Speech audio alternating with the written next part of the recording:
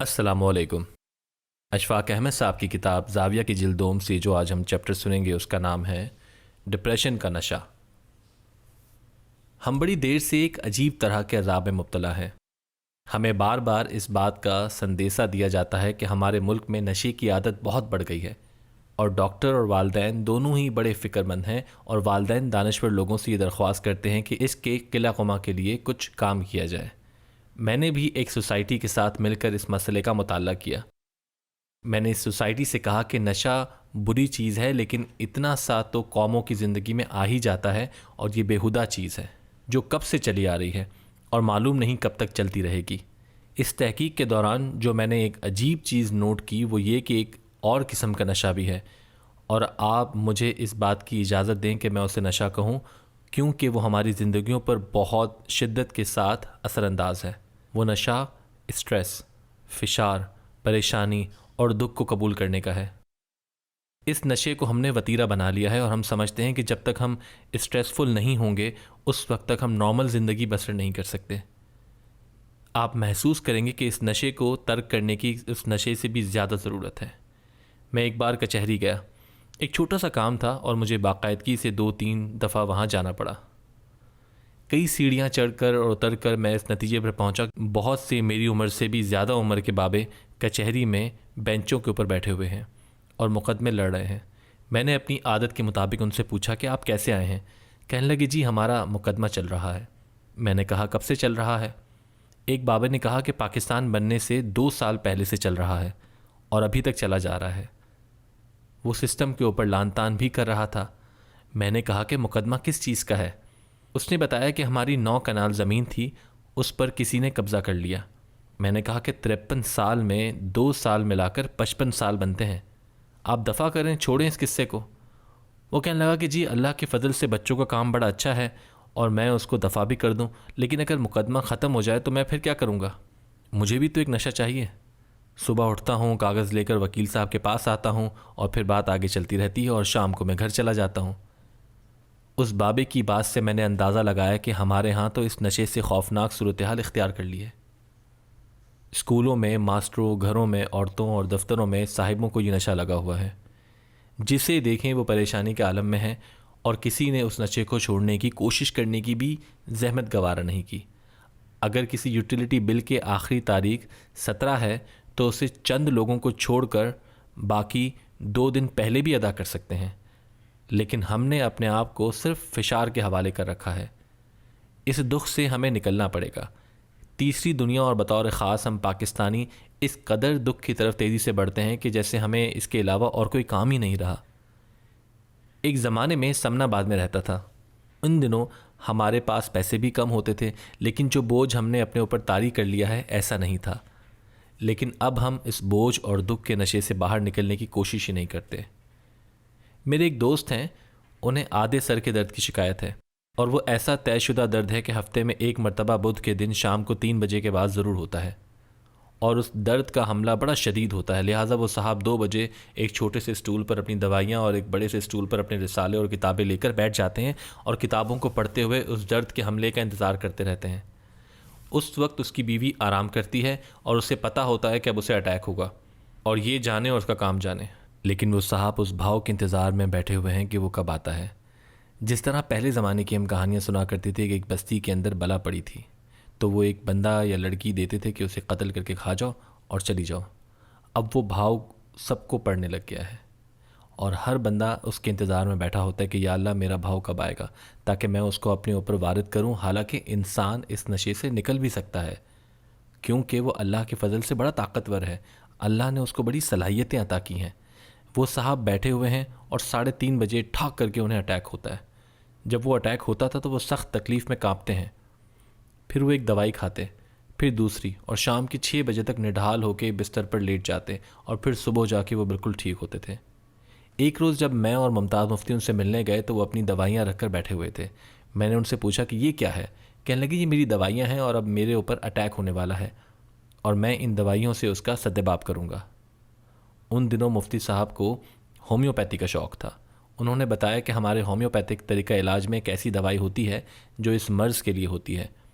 उन साहब ने कहा कि नहीं, मेरे पास ये दवाइयाँ पड़ी हैं। लेकिन मुफ्ती साहब अपने स्कूटर पर गए और जाके दवाई ले आए और उन्होंने गोल गोल मीठी सी गोलियाँ उनके मुंह में डाल दी। अब अल्लाह की मेहरबानी और इत्तेफाक देखी कि पहले 3:30 बजे, फिर 4 बज गए और 5 बजे, और उन साहब ने ज़ोर से चीख मारी और परेशान होकर कहने लगे कि मेरी बीवी कहाँ गई। अब वो साहब तो उस बीमारी के आदी हो चुके थे। वो कहने लगे कि मेरे साथ ये धोखा हुआ है, ये क्यों ऐसा हुआ है। उसकी बीवी कहने लगी कि ये तो अच्छी बात है।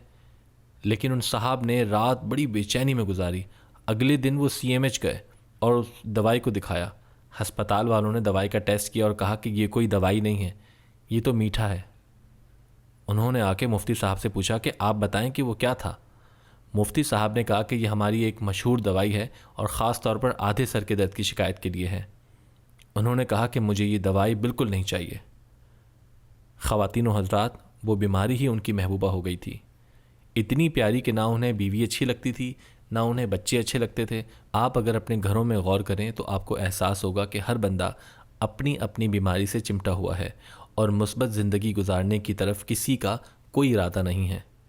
मैं ये बात भी जानता हूँ और महसूस भी करता हूँ कि हमारे सबके माली हालात इतने अच्छे नहीं हैं जितने होने चाहिए, लेकिन इसके बावजूद गुजारा चलता तो है ना। मैं उम्र के बिल्कुल आखिरी हिस्से में हूँ, लेकिन मैं आपको बताऊँ कि सन 1964 में हमारा ये TV स्टेशन चला था। उस वक्त मैं जो कमाता था या जो मेरी तनख्वाह होती थी और अब जो कुछ मैं कमाता हूँ, और उसमें बड़ा फ़र्क है। इस वक्त मेरी कमाई का 70% हिस्सा उन चीज़ों पर लग रहा है जो सन 1964 में मौजूद ही नहीं थी। और मैं हल्फिया कहता हूँ कि मैं सन 64 में भी ज़िंदा था। उस ज़माने में फ़ोटो स्टेट की मशीन नहीं थी, शैम्पू नहीं होते थे, जबकि आज TV के इश्तिहारों से पता चलता है कि पाकिस्तान का सबसे बड़ा मसला शैम्पू का है कि कौन सा शैम्पू इस्तेमाल किया जाए, और हमारे बच्चे शैम्पू के इंतखाब के अज़ाब में मुब्तला हैं। अगर सब अज़ाब इकट्ठे किए जाएं तो ज़्यादा अज़ाब ऐसे हैं जो सन 1964 में मौजूद ही नहीं थे, लेकिन हम बड़े मज़े की ज़िंदगी गुजारते थे। क्या हम उस अज़ाब से बाहर नहीं निकल सकते? क्या हम अपनी बीमारी को इस तरह कलेजी से लगाकर बैठे रहेंगे? क्या हमारी ज़िंदगियों में खुशी का कोई दिन भी नहीं आएगा? ये खुशी ऐसी चीज़ है जो सिर्फ़ अंदर से ही पैदा होती है, ये बाहर से नहीं ली जा सकती। आजकल के बच्चे कहते हैं कि अगर हमारे पास चीज़ें ज़्यादा इकट्ठी होंगी तो हमारे पास ज़्यादा खुशियाँ होंगी। मेरी बहू कहती है कि अगर उसके पास ज़मर्द का हार हो तो बड़ी खुश हो। वो मुझे कहती है कि मामू, अगर 2 हार बन जाएं तो फिर बड़ी बात है। मैंने कहा अच्छा, मैं तुम्हें ला देता हूँ। वो कहने लगी 35,000 का है। मैंने कहा कोई बात नहीं, लेकिन ये बताओ कि वो लेकर तुम कितने दिन खुश रहोगी। कहने लगी मैं काफ़ी दिन खुश रहूँगी। मैंने कहा कि तुम अपनी सहेलियों के सामने शेखी बघाड़ लोगी कि मेरे पास ये सेट भी आ गया है, फिर क्या करोगी। वो मुझे कहने लगी कि पोजीशन का एक अपना नशा होता है और ये खुमार होता है कि फ़लाँ चीज़ मेरे कब्ज़े में है।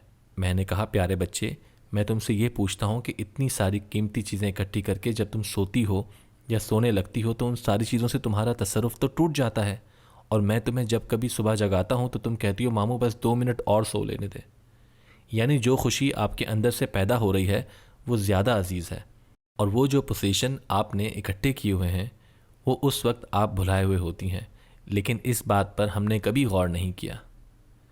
मेरे बहू, जिसकी समझ में मेरी बातें थोड़ी थोड़ी आने लगी हैं, वो कहती हैं कि मामू इन बातों पर अमल करके कहीं मारे ही ना जाए। मैं कहता हूँ कि मारे जाने वाली कोई बात नहीं है, बल्कि आप खुश होंगे। मैं उससे कहता हूँ कि मैं जब तुम्हारी उम्र का था और इटली में था तो वहाँ मुझे जब घबराहट के आसार पैदा होने लगे तो मेरी लैंड लेडी जिसके घर में ठहरा हुआ था या रहता था, उसका नाम कातानी था। वो कहने लगी कि प्रोफेसर तुम्हें क्या मसला है। मैंने उससे कहा कि मैं परेशान हो गया और मुझ पर बड़ा दबाव है। वो कहने लगी कि तुम एक दिन छुट्टी कर लो। मैंने कहा कि मैं छुट्टी करके क्या करूँ, मैं परदेश में हूँ और दफ्तर में जाके ही मेरा दिल लगता है। उसने कहा कि रोम इतना बड़ा शहर है, तुम घूमने जाओ और बेमकसद जाओ। मैंने कहा कि बेमकसद कैसे घूमा जा सकता है। कहने लगी घूमा जा सकता है। मैंने मुसलसल 23 दिन काम किया था और कोई छुट्टी नहीं की थी। मैंने अपने दफ्तर वालों से कहा कि मैं आज नहीं आऊँगा, तो उन्होंने कहा कि ठीक है। ख़वातीन व हज़रात, उस दिन मैंने जो पहला काम किया वो ये कि नए कपड़े पहनकर मैं दफ्तर पहुँचा, लेकिन काम करने के मकसद से नहीं बल्कि ये देखने कि मेरे कुलीग क्या कर रहे हैं। मैंने सोनोरीना को देखा, वो बैठी टाइप कर रही थी। मुझे देखकर कहने लगी मज़े कर रहे हो ना, आज छुट्टी जो है। मैंने कहा हाँ, और मैं अपने काम करने वाली कुर्सी पर बगैर कोई काम किए बैठा रहा। फिर दूसरे दफ्तरी दोस्तों से गपशप करता रहा। दफ्तर में वक्त गुजारने के बाद मैं सीढ़ियाँ उतरा तो वहाँ करीब ही सांता मारिया में एक गिरजे के नीचे एक अंडरग्राउंड बाज़ार है, उसमें चला गया। वहाँ औरतें चीज़ें बेच रही थीं और वहाँ आवाज़ें दे देकर चीज़ें बेचने का रिवाज है। एक खातून ने मुझे बुलाकर कहा कि तुम ये जाली के दस्ताने लो। वो बड़े अच्छे बने हुए जाली के दस्ताने थे। वो कहने लगी, ये तुम्हारी महबूबा के लिए हैं या मंगेतर के लिए हैं? मैंने कहा, मेरी तो कोई मंगेतर नहीं है। कहने लगी, बेवकूफ़, कभी तो होगी। मैंने कहा, नहीं, मुझे उनकी ज़रूरत नहीं। लेकिन वो इसरार करने लगी कि मैं तुम्हें ज़बरदस्ती दूंगी, और उसने वो लिफाफे में डाल के दे दिए। अब मुझे मालूम नहीं था कि मुझे ये किसको देने हैं। उस वक्त ना कोई मेरी मंगेतर थी और बानो कुसिया का तब कोई नामो निशान भी नहीं था। बहरहाल मैंने वो दस्ताने ले लिए। मैं वो दस्ताने लेकर बाज़ार से बाहर आ गया तो देखा कि रेलवे स्टेशन के पास एक सियाह फाम खातून एक छाबे में जर्द गुलाब का एक फूल रखकर अपना पैर खुजा रही थी और उससे जमाइयाँ सी आ रही थीं। उससे मुझे कहा कि ये फूल बड़ा अच्छा है और उसने ये भी कहा कि ये फूल तेरी बीवी के लिए बड़ा अच्छा रहेगा। मैंने वो भी बड़ा खूबसूरत है कहकर ख़रीद लिया। फिर मैंने स्टेशन पर ट्राम पकड़ने से पहले अपना एक शाम का महबूब पर्चा अखबार ख़रीदा और मैं 77 नंबर की बस में आकर बैठ गया। उसमें एक बूढ़ा सा आदमी जो बज़ाहिर प्रोफेसर लगता था गले में ऐनक लटकाए बैठा और ऊँग रहा था। मैं धड़म से सीट पर बैठा तो उसने आंखें खोली। मैंने कहा कि आप कैसे हैं? उसने कहा कि मैं ठीक हूँ, मैं किताब पढ़ रहा था। वो अचानक मेरे हाथ से गिर गई और मैंने उसे उठाने की जहमत गवारा नहीं की और सोचा कि कोई बंदा आएगा तो मुझे उठा देगा। मैंने वो किताब उठाकर उसे दे दी। वो एक रिटायर्ड स्कूल टीचर था। हम बातें करने लगे। उसने कहा कि आज मौसम कितना अच्छा है। मैंने कहा, हाँ जी, मौसम वाकई बहुत अच्छा है। जब मैं घर के पास पहुंचा तो शाम हो चली थी। मैंने आसमान पर एक सितारा देखा जो मैंने 2 साल से नहीं देखा था। ये सितारा एक गाइड की तरह से निशानदेही कर रहा था कि मेरा घर इस तरफ है। मुझे वो बड़ा अच्छा लगा और मैं काफ़ी देर तक उसको देखता रहा। मैंने घर आकर अखबार, सफ़ेद दस्ताने और लंबी डंडी वाला फूल जब मेज़ पर रखा तो आप यकीन करें, मैं आपको सच सच अर्ज़ करता हूँ कि मुझे वैसी खुशी अता करने वाला दिन फिर कभी नसीब नहीं हुआ। हालांकि मेरे पास कोई पोसेशन नहीं था। अब भी मैं किसी दिन निकलकर वैसे ही चोबर जी की तरफ जाऊंगा और जब चलते चलते शाम हो जाएगी तो मैं कहूँगा कि मैं ये नशा करना नहीं चाहता जो नशा हमारे ऊपर आयद कर दिया गया है। मेरी आपसे भी पुरजोर दरख्वास्त है कि हम दूसरे नशों की तरफ तवज्जो देने के बजाय स्ट्रेस के नशे से निकलने की कोशिश करें। मैं फिर कहूँगा कि बड़ी तकालीफ और तंगियाँ हैं, लेकिन जिस तरह से बारिश के दिनों में जब आप कच्ची गली में से गुज़रते हैं और वहाँ रखी पक्की ईंटों पर आप पाँव रखते हैं, अपनी मंजिल पर पहुँच जाते हैं, वैसे ही इन मुश्किलात को जांचते हुए, पाँव रखते हुए अगर इस खुशी की तरफ निकल जाएं। ये मेरे उस दोस्त की तरह हमें ये खौफ लगा हुआ है कि हम अपनी बीमारी को छोड़ना भी एक बीमारी ही तस्वुर करते हैं और अपने ऊपर मुसल्लत करदा बीमारियों से जान छुड़ाना नहीं चाहते। मैं फिर ये तस्लीम करता हूँ कि हमें बड़ी परेशानियाँ हैं और बच्चों के हवाले से बड़ी मुश्किलात हैं। हम उन्हें इस तरह से ज़िंदगी के सफ़र में कामयाब तरीके से गामज़न करने के लिए कोई रास्ता नहीं मिल रहा जैसे उन्हें होना चाहिए। लेकिन मेरी इस आरज़ू में आप भी शरीक होंगे कि हम डिप्रेशन की ऐसी बीमारी की तरफ बढ़ रहे हैं जो बड़ी तेज़ी से फैल रही है और डॉक्टरों का ख्याल है कि 5 से 7 साल की मुद्दत में ये बीमारी लोगों में ऐसे फैल जाएगी जैसे कैंसर या एड्स की बीमारी है। इस जहनी बीमारी का सद्भाव करने के लिए मैं और लोगों के लिए भी दुआगो हूँ, लेकिन अपने मुल्क और इसके बाशिंदे के लिए ये ज़रूर तमन्ना करता हूँ कि अल्लाह ना करे हम डिप्रेशन की बीमारी में शिद्दत से मुब्तला हो जाएं, जिसकी निशानदेही दुनिया भर के डॉक्टर चीखो पुकार करके कर रहे हैं।